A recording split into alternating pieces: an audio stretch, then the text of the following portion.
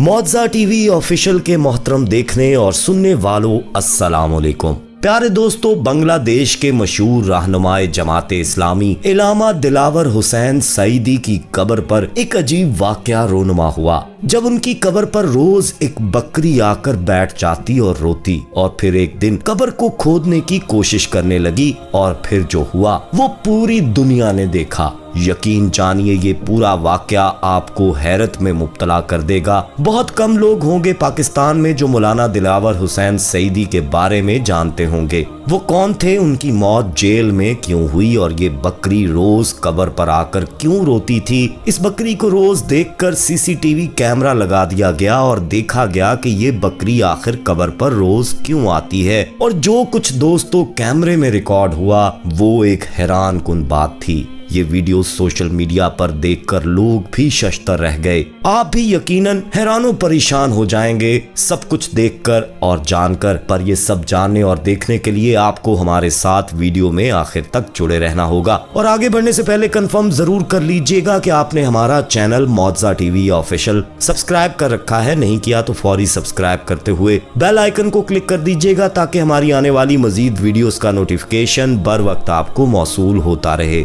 तो आइए बाकायदा आगाज करते हैं आज की वीडियो का।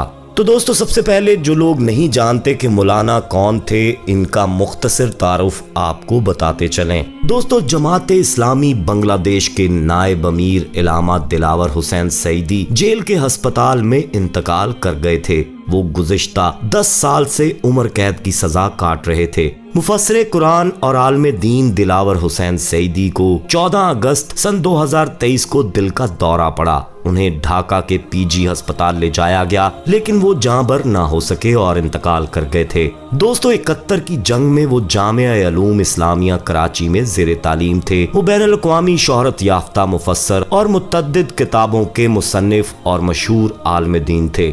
उनकी मुजालिस में लोग बड़ी तादाद में शिरकत करते थे। सन 1996 से 2008 तक 3 मरतबा इलेक्शन जीतकर बांग्लादेश की पार्लियामेंट के रुकन भी रहे। इलामा दिलावर हुसैन सईदी वर्ल्ड उलमा कौंसिल के रुकन भी थे। उनके शागिर्दों की तादाद हजारों में है। नाम नेहाद जंगी जुराइम ट्रिब्यूनल ने उन्हें 2013 में सजाए मौत सुनाई थी, जिसे बाद में उम्र कैद में तब्दील कर दिया गया था। कैद में उनकी अलमनाक मौत पर हजारों अफराद सड़कों पर निकल आए थे और शदीद एहतजाज भी किया था। दोस्तों, इनकी तदफीन के अगले रोज से ही इनकी कब्र पर एक बकरी रोज आकर बैठ जाती थी और घंटों बैठी रहती थी। और बकायदा जब गौर किया गया तो उसे रोते हुए पाया गया। उसकी आंखों से आंसू बहते थे, जो कि बहुत से लोगों ने खुद अपनी आंखों से देखा। बकरी का रोज ऐसा मामूल देखकर फैसला किया गया कि कब्र के ऊपर सीसीटीवी कैमरा लगा देना चाहिए और देखना चाहिए कि ये बकरी आखिर करती क्या है, इतने घंटों यहाँ बैठकर और क्यों आती है। इस पर नजर रखी जाए, इसे देखा जाए और जाना जाए कि आखिर मामला क्या है। दोस्तों, कुछ दिनों तक बकरी पहले बैठी सुकून से देखी गई, मगर कुछ दिनों के बाद इसने अजीब हरकत करना शुरू कर दी। ये अपने अगले दोनों पैरों से कब्र को खोदने की कोशिश किया करती। मौलाना के चाहने वालों ने जब ये देखा तो उन्होंने जानने की कोशिश की कि ये ऐसा क्यों करती है, ये क्यों बेचैन हो जाती है और पैरों से कब्र को खोदने की कोशिश क्यों करती है, और ये रोती क्यों है। ये एक ऐसा सवाल था जिसने बहुत सारे लोगों के दिलों में तजस्सुस पैदा कर दिया था। एक शख्स ने रोज बकरी के साथ बैठना शुरू कर दिया और उसने जो कुछ बताया वो काफी हैरान कुन था। उसने बताया कि बकरी बकायदा बैठी बैठी रोने लगती है। एक दिन जब वो रो रही थी तो मैंने ये जानने के लिए कि आखिर इसे क्या हो रहा है, अनजाने में कब्र से कान लगाए तो मुझे कब्र से तलावत कुरान पाक की आवाज सुनाई देने लगी। बहुत देर तक कुरान की तलावत के साथ बकरी बैठी सुकून से आंसू बहाती रही, और जब आवाज आना बंद हो गई तो वो उठकर बेचैनी में कब्र को पांव मारती, मट्टी हटाने की कोशिश करती और थककर वापस चली जाती। ये मामला बाद में सब ने नोट किया और सब हैरान और शशता रह गए, क्योंकि वो बकरी तलावत सुनने यहाँ आती थी। तलावत की आवाज आती थी कब्र से, वो सुनती थी, और जब कब्र से तलावत कुरान पाक की आवाज आना उसे बंद हो जाती थी तो वो बेचैन हो जाती थी, जैसे कहती हो कि अभी उसने और सुनना है। दोस्तों, ये वाकई अजीब बात थी। अल्लाह ताला से दुआ है कि अल्लाह ताला मौलाना को आखिरत में बुलंद मुकाम अता फरमाए। आमीन या रब्बुल आलमीन।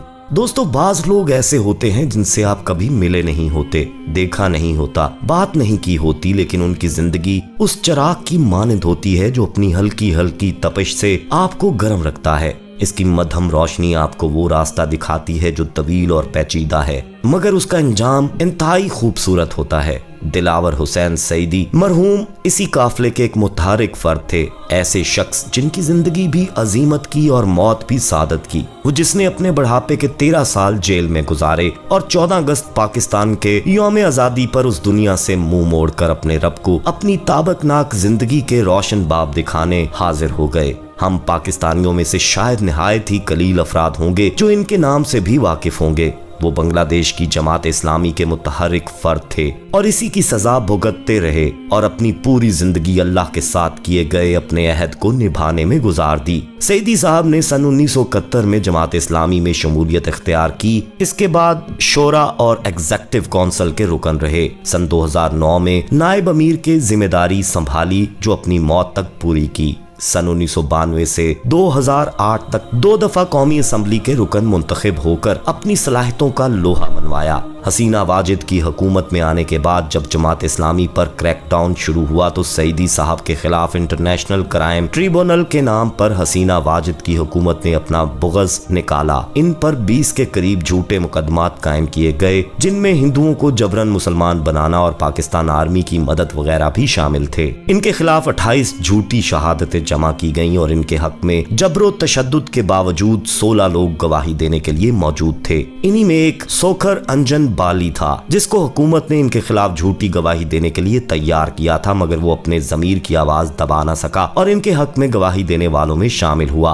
हुकूमत ने इसको गायब कर दिया और बाद में इसको भारतीय सरहद की पुलिस के हवाले कर दिया गया। सन 2013 में सईदी साहब को अदालत उज़्मा ने जंगी जुराइम पर सजाए मौत दी, मगर ढाका शहर में ऐसे हंगामे फूटे जो कहा जाता है कि 71 के बाद ना देखे गए थे। लिहाजा नापसंदीदा नताइज से बचने के लिए हुकूमत ने 1 साल के अंदर अंदर सजाए मौत को उम्र कैद में तब्दील कर दिया। अगरचे वो जेल में एक कैदी थे, मगर अपने मोहब्बत और इखलाक की बिना पर निहायत पसंद किए जाते थे। आखिर जेल के मुलाजमीन भी इंसान होते हैं, जज्बात रखते हैं। वो हुकूमत के मुलाजिम होने की वजह से अपनी ड्यूटी अदा करते थे, मगर सईदी साहब से ताल्लुक और मोहब्बत करने के मुजरिम थे। दोस्तों, सईदी साहब कहा करते थे, दुश्मन बनाने की क्या बात है, हर इंसान हमारा दोस्त है। पुलिस वालों में कितने ही उनके मुरीद थे। जिस इलाके से कौमी असम्बली का इलेक्शन जीतते थे, उनका आबाई गांव फिरोजपुर अगरचे हिंदू अक्सरियत का इलाका है, मगर उनकी इंसान दोस्ती की सिफ्त उनकी हर दिल अजीजी की बुनियादी वजह थी। उनके दरसे कुरान 4-4 घंटे चलते थे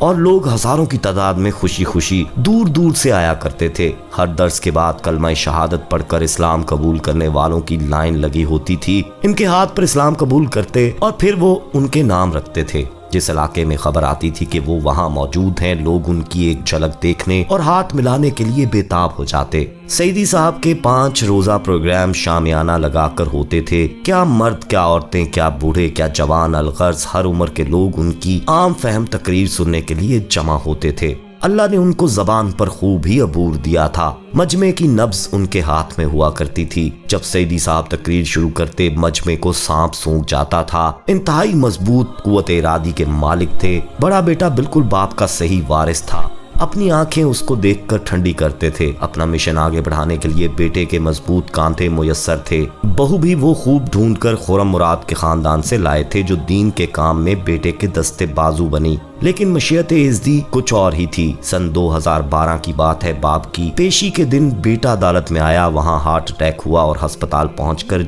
जाने आफरीन के सुपुर्द कर दी। क्या अंधोनाक वक्त होगा। बाप जो औलाद से आस रखता है कि उसके बुढ़ापे का सहारा बनेगी, उसकी नमाज जनाजा पढ़ाएगी, कब्र में उतारेगी, लेकिन किस्मत से कौन लड़ सकता है। ये गम भी अल्लाह ने सईदी साहब की किस्मत में रखा था। उनको अंबिया और शोहदा की हमराही नसीब करने के लिए शायद सब्र और बर्दाश्त का इम्तिहान था और उनके करीबी अहबाब उनके सब्र जमील की गवाही देते हैं। अपने बेटे की नमाज जनाजा पढ़ाने की ख्वाहिश का इजहार किया तो जालिम हुक्मरानों ने बहुत मुश्किल से खौफ के मारे सिर्फ इतनी देर की इजाजत दी कि जनाजा पढ़ा सकें। घर तक जाने नहीं दिया कि बहू और पोते पोतियों के साथ कुछ देर बैठ जाते और मैयत के साथ आबाई गांव तदफीन के लिए जाने का तो सवाल ही पैदा नहीं होता था। सबसे बड़ी पोती जिसमें उनकी जान थी। बाप के इंतकाल के बाद उसकी शादी तय हुई, लेकिन सईदी साहब को इसमें शिरकत की भी इजाजत ना दी गई। सन 2010 से 2023 तक का तवील अरसा जेल में गुजारा। घर के सरबराह की हैसियत से कितनी ही मौके थे जब उनकी कमी महसूस होती थी, कितने ही मामलात थे जो उनकी तवज्जो के मुतकाजी थे, और जिस हद तक उनके बस में था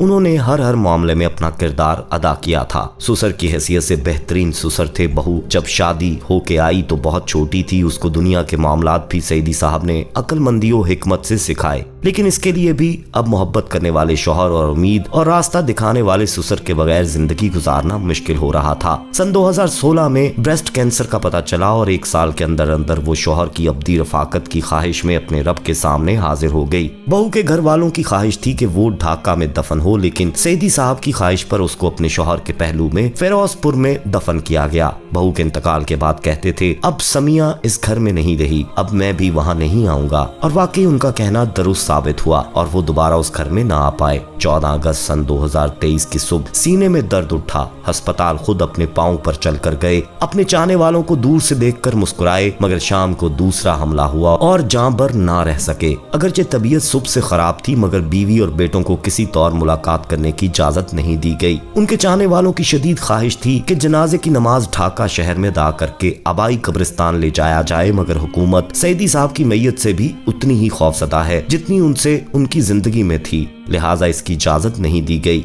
उनकी मौत की इतला फैलने के बाद नमाज जनाजा की खबर को बिल्कुल खुफिया रखा गया और फिर मैयत के फिरोजपुर ले जाने का खामोशी से इंतजाम कर दिया गया। दोस्तों, नमाज जनाजा भी फिरोजपुर जाकर पढ़ाई गई थी और वहीं उनको अपने बेटे और बहू के पहलू में दफन कर दिया गया। एक शजर सायादार था जो इस फानी दुनिया की तकालीफ से निजात पाकर रब्बे रहमान की मेहमान नवाजी से बहरामंद हो रहा होगा इंशाअल्लाह। दोस्तों, आप इस हवाले से क्या कहेंगे? कमेंट में अपनी राय जरूर दीजिएगा। इस वीडियो को लाइक करते हुए दोस्तों में शेयर करना मत भूलिएगा। जाते जाते एक बार फिर कंफर्म कर लीजिएगा कि आपने हमारा चैनल मौजा टीवी ऑफिशियल सब्सक्राइब कर रखा है। नहीं किया तो फौरी सब्सक्राइब करते हुए बेल आइकन को क्लिक कर दीजिएगा ताकि हमारी आने वाली मजीद वीडियोस का नोटिफिकेशन बर वक्त आपको मौसूल होता रहे। अपना बहुत ख्याल रखिएगा और उनका भी जिनका कोई ख्याल नहीं रखता। आने वाली वीडियो में दोबारा आपसे मुलाकात होगी, तब तक के लिए अल्लाह निगहबान।